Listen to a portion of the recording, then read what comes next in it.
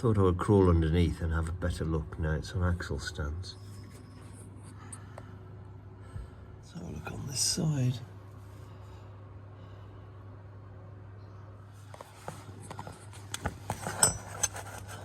Not quite sure how I'm taking it off. I think Guy Murray did it in his article. Removed all these bolts and those there, and then took that whole mounting out. Those appear to be 5/8. That's 3/4. Maybe try removing just this bracket. Just 2 bolts there, and then I'd have to undo the nut there. Let's see if I can get that out, and then also support the transmission. If that fails, I'll go down the Guy Murray route of removing all these, taking the whole unit out.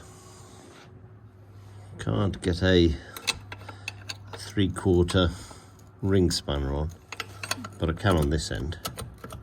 I've just replaced the power steering rack, and there's red transmission fluid all down the back of the car here. I have been able to at least start that bolt moving.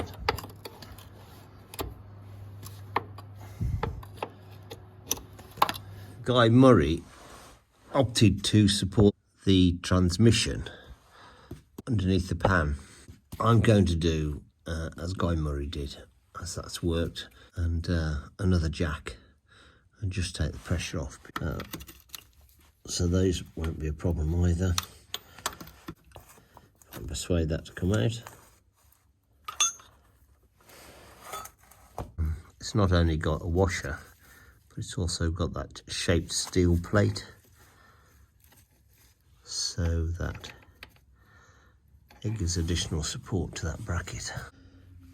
I need to support the transmission, and then hopefully this bracket will come out, and then I can work on it on the bench. One of the benefits of not actually having the jack under there just yet is that the pressure downwards of the gearbox has sort of locked that bolt and has made undoing that quite easy.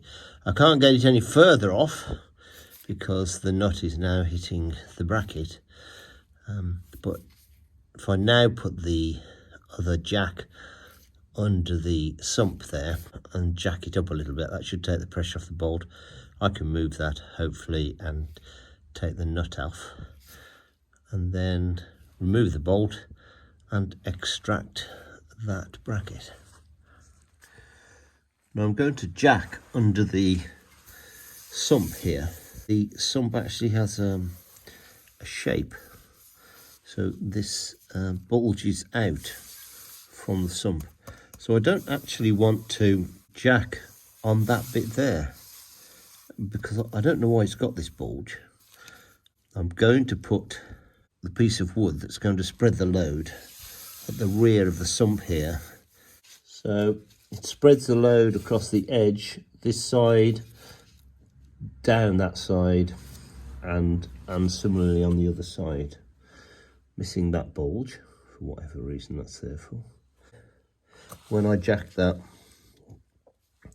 it will take pressure off that bolt and enable me to push it back through the steel bush that's there, that goes into the rubber bush.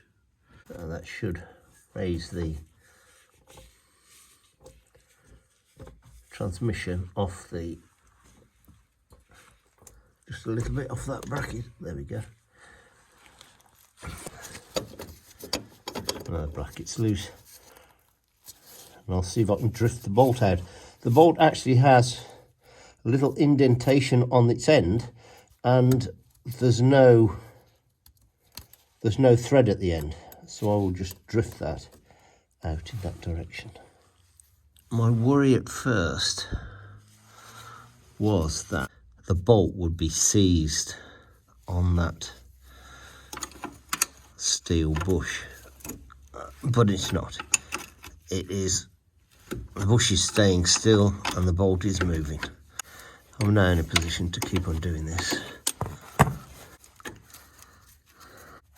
But it's not going to be loose enough to undo my finger, unfortunately. There's a washer there as well. I need to remove that. I've ended up drifting it out because it's quite close along that bracket. So it's you can't just push it out, or I couldn't push it out. So I'm just in the process of drifting it out. But the more I look at it, the more I'll have a look closer. But I don't actually think there's anything wrong with my bush. I think it's just the design thing here.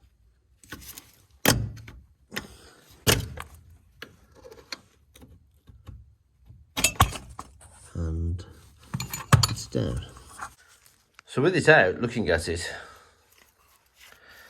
I thought this, with a quick look underneath, showed that this rubber had gone perished and was missing, but in actual fact, it's the style of mounting. So that may not be a problem at all. The rubber is held in a oval shaped container with the ends just simply shaped over so it can't come out of the bracket. That rubber mounting would just be forced into that oval cylinder. But really, nothing wrong with it, I don't think. I think I'll just put this one back and then the car's usable again. And I'll look for another reason why there's a knock. It will be, replacement is the reverse of what I've just done. I notice here that hole is oval. I guess that is because when I was drifting out the bolt, it was hitting that side of the bracket. So it would need to have that twist in order to get back in from that direction. So I guess that's intentional. I'm in the process of putting it back. That went into place quite easily, having cleaned off all the rubbish that was there. Just putting the bolt back in, tapping it back in. There's a ledge there. And having tapped it for a while thinking it's not going in, I now realise that the bolt is trapped on that ledge. And now I've moved it past the ledge. I'm sure that's going to go in fairly easily.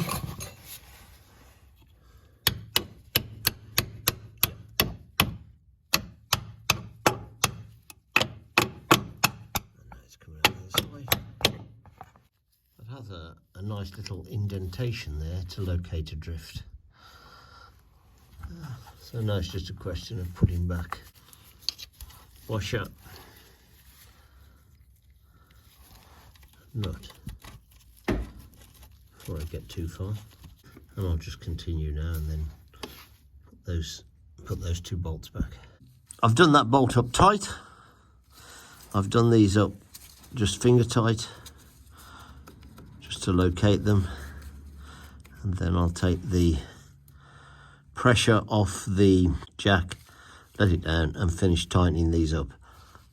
And it probably took 15 minutes to put this back.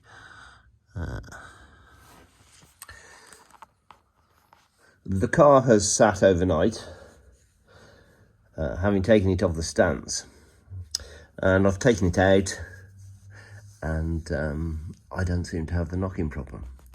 I think what's happened, I'm hoping, is that the car was sitting on the drive all day from early morning after I took it out till evening time because I was working in the garage on something else. And I suspect, maybe, hopefully, that the engine and transmission had moved back a little because the car was pointing uphill on the drive, and it is on a slope. And I think it might have just moved back a hint, such that the exhaust, and it's the same on the other side, it's very close to the floor. The exhaust was touching the corner there of the floor, and I think that's what was causing the little knocking vibration noise. I think the transmission mounting wasn't the fault. I've contemplated putting in some spacers where the exhaust joins so that it drops it a little further down, but I haven't done that. I had already ordered this polyurethane bush before I took the old gearbox bush off the car. So it's arrived courtesy of Steve Payne. It was about £40, including the costs of getting it here and of course VAT because it comes from America. That's the beast. I don't know whether there's any other make, but this was also the one I think Guy Murray used as well. That's what it looks like. That slides in there really quite easily. Same as the other side. And these are the instructions that come with it. I will take the bracket off that I've put back on with the old bush. I've bought this polyurethane one and I'm going to fit it. The instructions that come with the polyurethane bush do say don't burn out the rubber bush to remove it from this casing. I suspect that's because of environmental concerns about burning rubber. This has got to be mild steel, so I can't see that heating it up would be a problem. I'm not going to do that though. I'm going to put some plus gas WD-40 and see if I can knock it out. Tried just hitting the rubber with a cold chisel. That didn't seem to work, just kept bouncing off. I've supported the bracket on the one side on this engineering vise, but actually whacking the bush has produced the best result.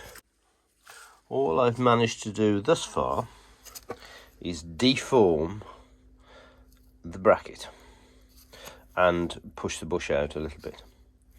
The approach I've now gone for, this outer metal cylinder here, I'm supporting that on the vise. So hopefully all the shock will be taken by this metal tube here and I can push this out. Okay, that was much more successful and it started to move, and I'm hitting it directly on that metal bush, which is obviously firmly attached to the rubber bush, and that's coming out quite easily now. The bush is out. It really is quite solid, and the numbers on the bush are 23001 and made in Korea, so I would say that's definitely a replacement. Hard, so no problem with that. That's the result. Leaves that shape, and now I need to get the polyurethane bush in there. So that's the polyurethane bush that I'm going to install, which has a much better shape to it, and of course it's in two halves. It also has a recess in there. This side goes in quite easily. Push these up. Hopefully that will just, with a bit of persuasion, slot back in. That's what it looks like, ready to go back. I've cleaned these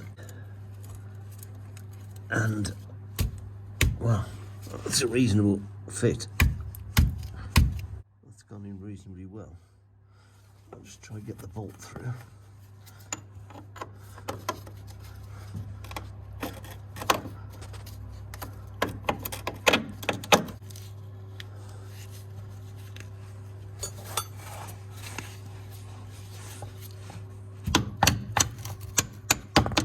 That's it. It's past the lip.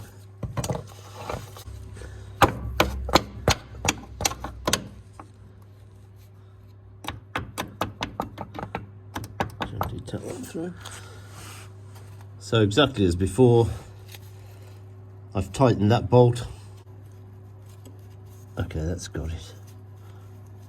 Again, I've put those 2 bolts into the transmission, finger tight, and now I'm just going to drop the transmission.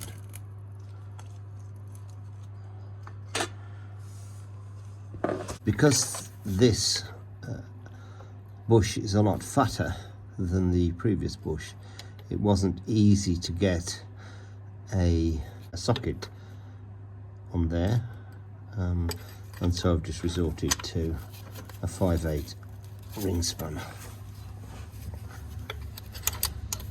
and hopefully that won't feel too bad.